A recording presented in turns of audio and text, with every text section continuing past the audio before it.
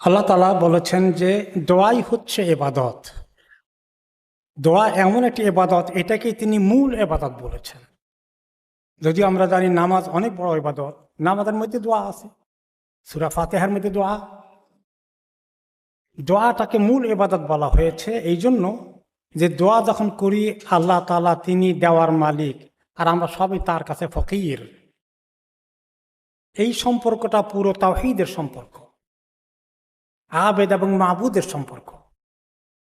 এখানে আল্লাহর কাছে আমরা ফকিরের মতো প্রার্থনা করতে থাকি, তাকে বড় মনে করি, এখানে আসল তাওহীদ ফুটে ওঠে। এই জন্য এটাকেই ইবাদত বলা হয়েছে।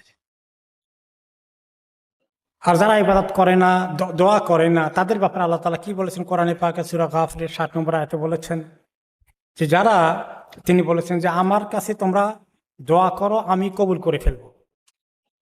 আর যারা অহংকার বশত আমার কাছে দোয়া করে না, তারা জাহান্নামে প্রবেশ করবে অপমানিত হয়ে। তাহলে এই আয়াতে বোঝা গেল যে দোয়া না করা বেশি করে আল্লাহর কাছে, এটা অহংকারের লক্ষণ। আল্লাহ মাফ করুন। এমনকি একটি হাদিসে রাসূলুল্লাহ সাল্লাল্লাহু আলাইহি ওয়াসাল্লাম বলেছেন, যে ব্যক্তি আল্লাহর কাছে দোয়া করে না, আল্লাহ তাআলা তার প্রতি অসন্তুষ্ট। তিনি তো দেওয়ার জন্য বসে আছেন, কবুল করার জন্য বসে আছেন, আর আমি দোয়া করছি না। এই জন্য আল্লাহ তাআলা আমার উপর অসন্তুষ্ট হয়ে যাবেন। আল্লাহ মাফ করুন।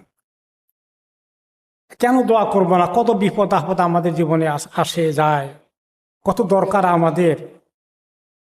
যতই অনেক ভালো জিনিস জীবনে থাকে, কিন্তু সুবিধা অসুবিধা চলেই আসে টাইম টু টাইম।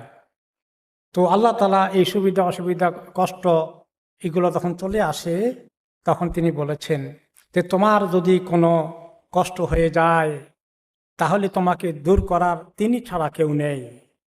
আর তিনি তোমাকে কোনো ভালো কিছু দিতে চাইলে সেটাকে আটকানোর ক্ষমতাও কারো নেই। দেওয়ার মালিক এবং সাহায্য করার মালিক, উদ্ধার করার মালিক, তার দান থেকে আমাদেরকে ধন্য করার মালিক তিনি ছাড়া কেউ নয়। একটি হাদিসে তিনি বলেছেন সাল্লাল্লাহু আলাইহি ওয়াসাল্লাম যে আল্লাহ তাআলার কাছে মানুষের পক্ষ থেকে ইবাদতের মধ্যে দোয়ার চেয়ে সম্মানিত কোনো জিনিস আল্লাহর কাছে পৌঁছে না। এটা আল্লাহর কাছে তিনি সবচেয়ে বেশি সম্মানিত বোধ করেন যখন তিনি আমাদের দোয়া তার কাছে আমরা পাঠাই। এখন এই দোয়া করার ক্ষেত্রে আমাদেরকে কিছু জিনিস নবী করিম সাল্লাল্লাহু আলাইহি ওয়াসাল্লাম আদব শিখিয়েছেন দোয়া করার জন্য, কীভাবে দোয়া করবে।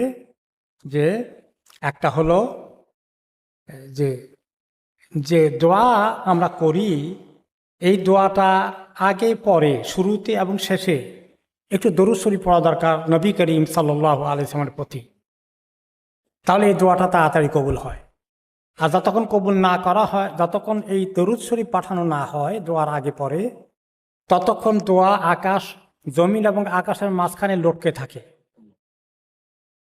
কাজে দোয়া কবুল হওয়ার জন্য শুরুতে এবং শেষে একটু এক লাইনের দরুদ শরীফ হলেও পড়ে নিতে হয়।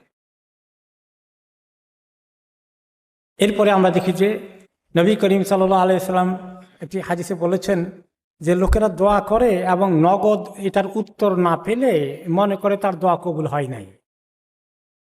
এবং এরকম কয়েকবার কয়েকটা বিষয়ে দোয়া করেছিল, খুব দোয়া করলো কিন্তু কবুল হলো না। মানে তার উত্তর সে পায় নাই। কবুল হয়েছে কি আল্লাহর কাছে সেটা তো আমরা দেখছি না, কিন্তু দোয়ার উত্তরটা যেটা চেয়েছিলাম সেটা পেলাম না। না পেলে লোকেরা মনে করে আমার দোয়া বোধহয় কবুল হয় না। তখন সে হতাশ হয়ে যায়। আমার দোয়া যখন কবুল হয় না, দোয়া করে লাভ কি? তখন দোয়া ছেড়ে দেয়। এ হলো হতভাগা।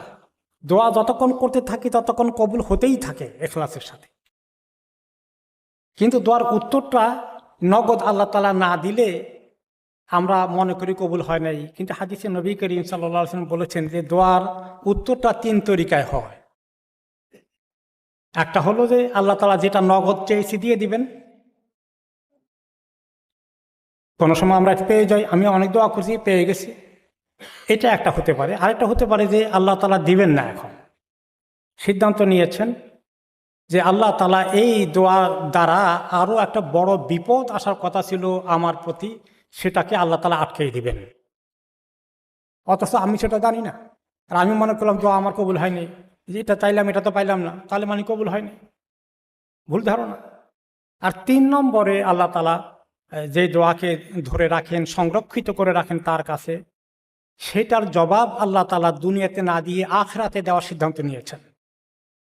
আর বান্দা যখন আখিরাতে তার বিপদের দিনে এই দোয়ার এত বড় পুরস্কার পাবে, তখন যে আল্লাহর প্রতি সে কত শুকর আদায় করবে, যে আল্লাহ দুনিয়ার ছোট্ট জিন্দেগির জন্য একটা ছোট্ট দোয়া করেছিলাম, সেটা আমাকে দেন নাই, তার বিনিময়ে ধরে রেখে আপনার কাছে আখিরাতে দিয়ে জান্নাতে দেওয়ার ব্যবস্থা করে দিয়েছেন।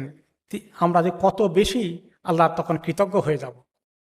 কাজেই খবরদার আমরা যেন মনে না করি আমার দোয়া বোধা কবুল হয় না, এটা ঠিক নয়।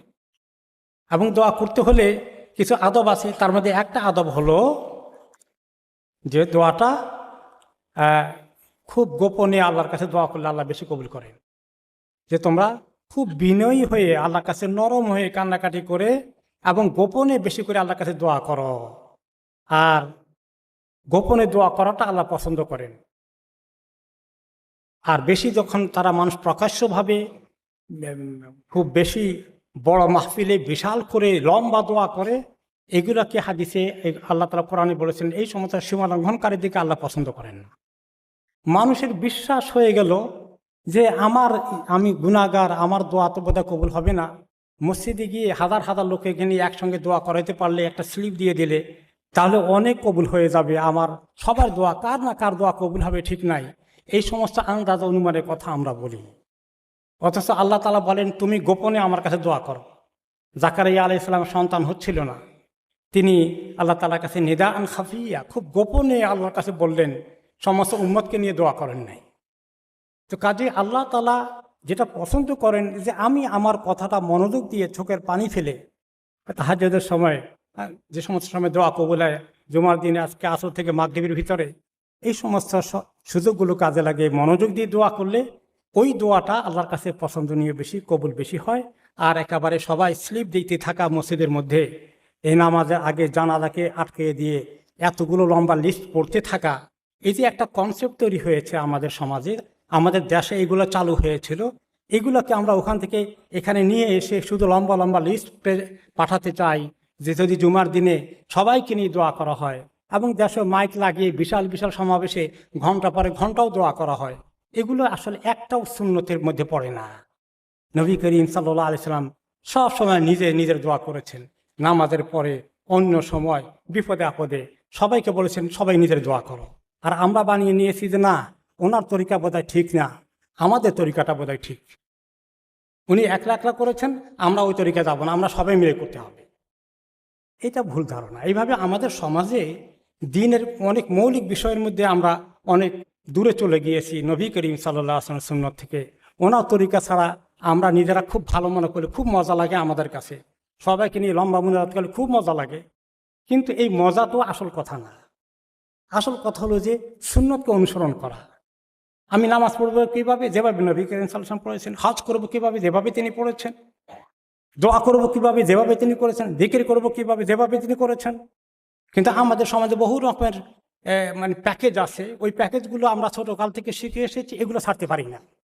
কাজে বিপদ আপদের খবর আপনি আল্লাহর কাছে অন্ধকার রাতে আপনি নিজের চোখের পানি ফেলে বলেন, এইটাই হলো সুন্নত তরিকা, এটাই কবুল হবে বেশি।